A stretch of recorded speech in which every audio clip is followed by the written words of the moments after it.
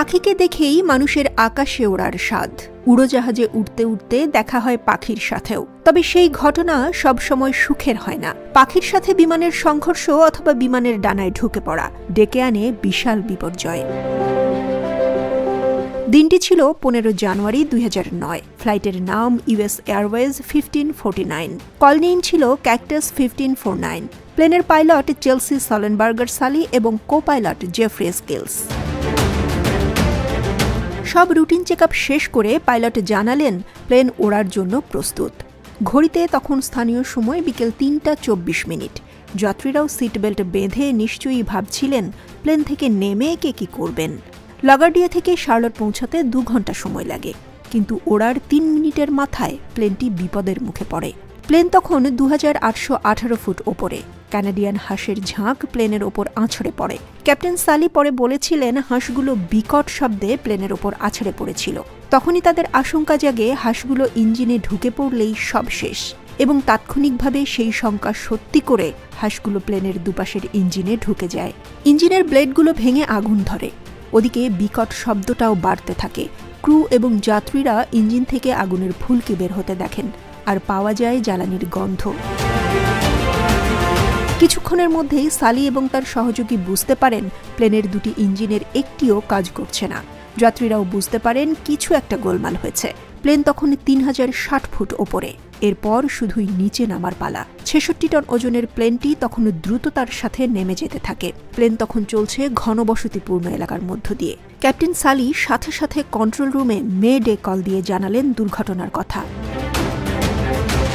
Air traffic control থেকে লাগার্ডিয়ার সব প্লেনের উড্ডয়ন বন্ধের নির্দেশ দিয়ে ক্যাকটাস 1549-কে রানওয়ে 13-এ অবতরণ করতে বললেন। ক্যাপ্টেন সালি জানালেন সেটা সম্ভব নয়। তিনি ভাবলেন নিউ জার্সির টেটারবরো এয়ারপোর্টে ল্যান্ড করা হয়তো সম্ভব হবে। কন্ট্রোলাররা রানওয়ে 1-এ অবতরণের অনুমতি দিলেও সালি জানান এখন সেটিও আর সম্ভব নয়, এবং হাডসন নদীতে অবতরণ করা হচ্ছে বলে শেষ পর্যন্ত তিনি জানিয়ে দেন। যাত্রীরা ধরেই নিয়েছিলেন যে তারা আর বাঁচবেন না, অথচ তাদের শান্ত রাখতে প্লেনের অভিজ্ঞ ক্রুরা সব ধরনের ব্যবস্থা নিয়েছিলেন। যাত্রীদেরকে নিজেদের সিটে বেল্ট বাঁধা অবস্থায় বসে থাকা সহ লাইফ জ্যাকেট পরতে বলেন এবং প্রস্তুত থাকতে বলেন অক্সিজেন ব্যবস্থা নিয়ে। একটা সময় পর প্লেনের ভেতর ক্যাপ্টেনের গলার আওয়াজ শোনা গেল। বললেন ব্রেস ফর ইম্প্যাক্ট। ব্রেস এমন একটি শারীরিক অবস্থান যার ফলে বড় ধরনের কোনো দুর্ঘটনায় গুরুতর আঘাতের মাত্রা কমে যায়। সেভাবেই ক্রুরা পুরো কেবিন রেডি করে ফেলেন। ওই ঘোষণার 90 সেকেন্ড পরে বিকেল 3:31 প্লেনের স্থান হয় হাডসন নদীতে। আবারও সেই ক্রুরা ভীত সন্ত্রস্ত যাত্রীদের শান্তভাবে প্লেন থেকে নামতে সহযোগিতা করেন। সাথে সাথেই উদ্ধারকারী 2টি ফেরি এসে যাত্রীদের সবাইকে উদ্ধার করে। ওই দুর্ঘটনায় একজন হুইলচেয়ার ব্যবহারকারী সহ বেঁচে যান 155 জন যাত্রী, ক্রু, পাইলট সবাই, যাকে হাডসন মিরাকল নাম দেয়া হয়। উদ্ধার কাজ শেষ হবার পর যুক্তরাষ্ট্রের ন্যাশনাল ট্রান্সপোর্ট সেফটি বোর্ড এই ঘটনার পর্যালোচনা করে। তারা বুঝতে চাইলেন প্লেনটি আসলেই কাছের এয়ারপোর্টে অবতরণ করতে পারত কিনা, কিন্তু বাস্তবে তা সম্ভব ছিল না। সব শেষে বোর্ড এই সিদ্ধান্তে উপনীত হয় যে সালির হাডসনে অবতরণের সিদ্ধান্তটি সঠিক ছিল। বোর্ডের মতে ওই জরুরি অবতরণ ছিল বিমান চালনার ইতিহাসে সবচেয়ে সফল অবতরণ। পরে ফ্লাইট রেকর্ডার থেকে জানা যায় ওই সময় পাইলট এবং কো পাইলটের মধ্যে কোনো কথা হয়নি।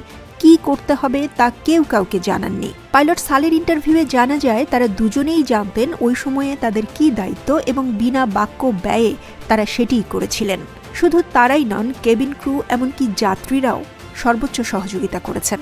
অবতরণ থেকে হসপিটাল পর্যন্ত প্রতিটি জায়গাতেই সবার সঠিক চেষ্টার ফলাফল মিরাকল অন দ্য হাডসন।